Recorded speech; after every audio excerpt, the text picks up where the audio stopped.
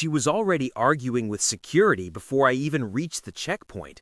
Not a raised voice, full volume, no holding back shouting that cut through the airport like an alarm of its own. People had stopped moving. TSA agents stood frozen in that careful, professional stillness. And right in the middle of it all was one woman who looked absolutely convinced that none of the rules applied to her. I was flying out early that morning, coffee in one hand, boarding pass on my phone, just hoping for a quiet trip. If you've ever been stuck watching someone melt down at an airport, hit like, subscribe, or comment what city you're watching from, especially if it's early morning like it was for me.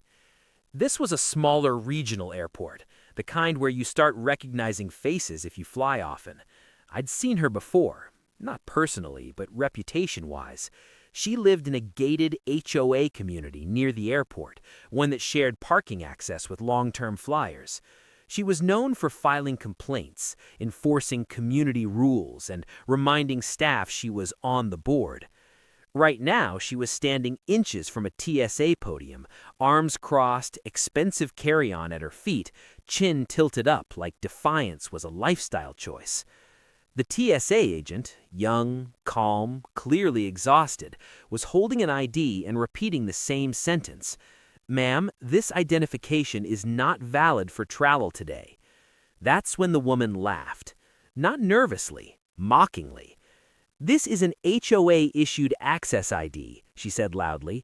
"It works for restricted areas. I use it all the time." The agent explained that HOA access cards were not government-issued identification and couldn't be used to board a flight. The words barely registered. She waved him off. "I literally help manage a community of over 400 homes. I'm vetted. I'm not some random person." People around me shifted. A couple behind her glanced at their watches. A family with kids froze mid-step. The line wasn't moving anymore. She accused the agent of being difficult, then incompetent, then discriminatory. When that didn't work, she changed tactics. She pulled out her phone. She announced she was being harassed by undertrained staff and that she was documenting everything for the HOA legal team. She zoomed in on the agent's face, narrating dramatically, making sure everyone could hear. The agent asked her to stop filming and step aside. That was the wrong thing to say. She snapped that she knew her rights. She insisted that since she had flown dozens of times from this airport, they were required to make accommodations.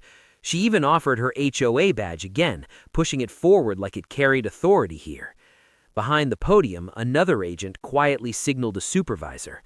The supervisor arrived, calm, older, clearly experienced. He repeated the same message: no valid government ID, no flight. She smiled thinly and lowered her voice into a fake, syrupy calm. "Let me board now and we can sort the paperwork out later. I have a board meeting. People are counting on me." The entitlement in that sentence made my stomach tighten. When the supervisor refused, her mask slipped. She slammed her hand on the counter and demanded names, threatened complaints, threatened lawsuits, claimed she'd have their jobs. That's when airport police appeared at the edge of the checkpoint. 2 officers, calm, observant. The woman spotted them and visibly relaxed. "Oh, good," she said loudly. "Someone with authority." She turned toward them, ready to launch into her version of events. But the supervisor spoke first, explaining the situation clearly and without emotion.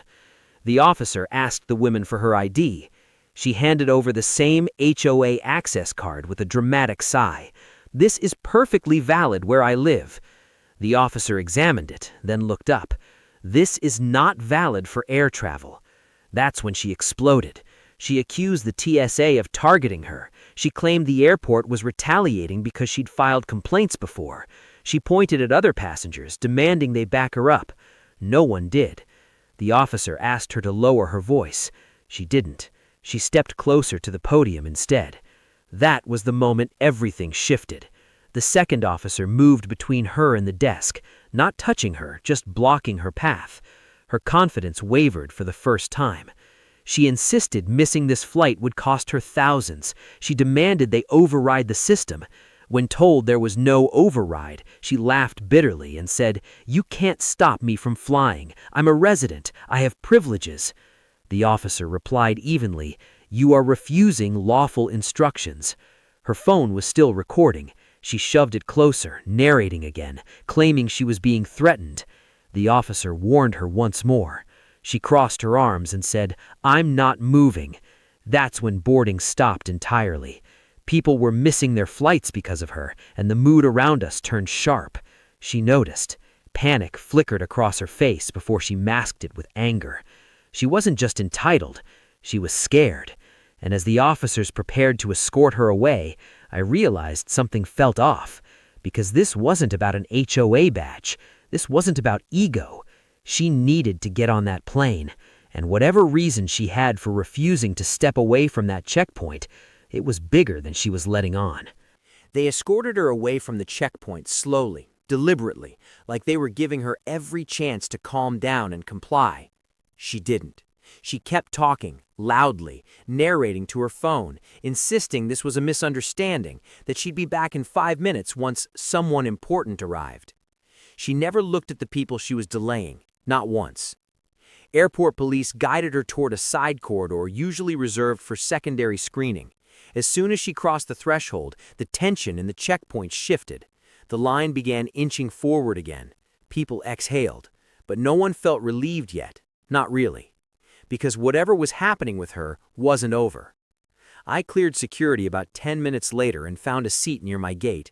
Boarding was delayed, no explanation yet, just that vague airport phrase everyone dreads, operational hold.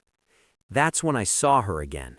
She was seated across the corridor, flanked by 2 officers. Her phone was gone. Her posture had changed, shoulders tight, jaw clenched, eyes darting toward the departure board like she was racing an invisible clock. An airport administrator joined them, speaking quietly.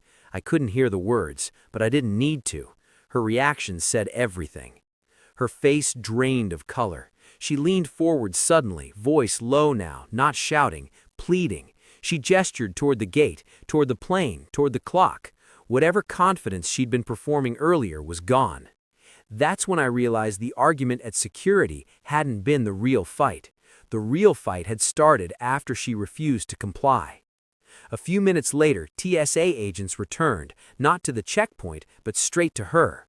They spoke briefly with airport police, then asked her to stand. She refused. She shook her head, whispering something urgently. The lead officer didn't raise his voice. He simply said, "Ma'am, you need to come with us." People nearby pretended not to listen. No one filmed. Everyone had learned better. As they guided her down the corridor, she finally cracked. She said missing this flight would ruin everything, that she just needed to get out today, that they were overreacting. They didn't respond. Boarding for my flight resumed shortly after. As I walked down the jet bridge, I kept replaying her words in my head. Just needed to get out. That didn't sound like entitlement. That sounded like escape. We were seated, doors closed, when the captain came over the intercom. His voice was calm, professional, too careful. He announced a short delay due to a security-related matter involving a passenger who would not be traveling today. The flight attendants stopped moving. That's how you know it's serious. 10 minutes passed, then 15. Finally, 2 plainclothes officers boarded the aircraft. They spoke quietly with the lead flight attendant near the cockpit. No urgency, no panic, just controlled purpose.